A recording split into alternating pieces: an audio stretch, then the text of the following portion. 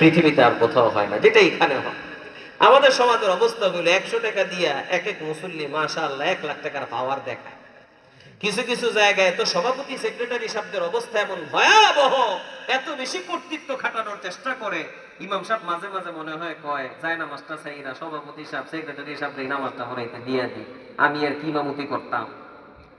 হযরত ওমর রাদিয়াল্লাহু তাআলা আনহু এই যে ইমাম বা মাদ্রাসার শিক্ষক, এদেরকে যে ওজিফাটা দিতেন, আমি ইফতায় ছাত্রদেরকে পড়াই, একেবারে চূড়ান্ত পর্যায়ের যেটা গবেষণার জায়গা, আমাদের আইন শাস্ত্র বা ইসলামের যে বিভিন্ন বিধিবিধানের বিষয় শিক্ষার বিষয় বলে আর কি। তো তাদেরকে আমি বলছি, দেখো হযরত ওমর যেটা দেয় তোমরা বাংলায় হিসাব করে দেখো বর্তমান হিসেবে কত হতো। বর্তমানের হিসাবে হযরত ওমর তাদেরকে যে ওজিফাটা হাদিয়াটা দিতেন সেটা 3 লক্ষ টাকারও বেশি হতো।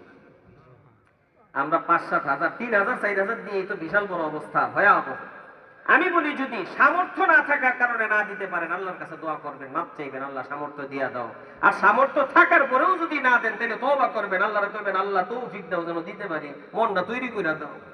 বাকি আমি আপনাকে শুধু বরকত বোঝানোর জন্য বলছি, হালালের মধ্যে অল্প হলেও বরকত দেওয়ার মালিক কে?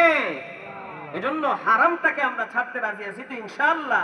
5 নম্বর গুনাহ বললাম সুদ খাওয়া, সুদখোরের উপরে আল্লাহ পাকের লানত, অভিশাপ।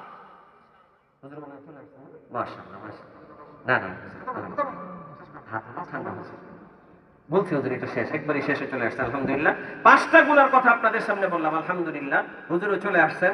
1 নম্বর গুনাহ হলো কুফরি করা, 2 নম্বর গুনাহ ঈমান আনার পরে আবার কাফের হয়ে যাওয়া, 3 নম্বর গুনাহ মিথ্যা কথা বলা, 4 নম্বর গুনাহ অহংকার করা, 5 নম্বর গুনাহ সুদ খাওয়া।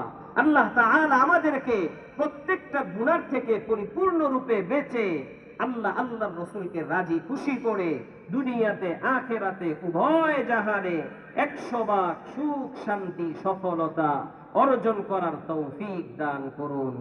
আমিন। ওয়া আখিরু দাওয়ানা আনিল হামদুলিল্লাহ।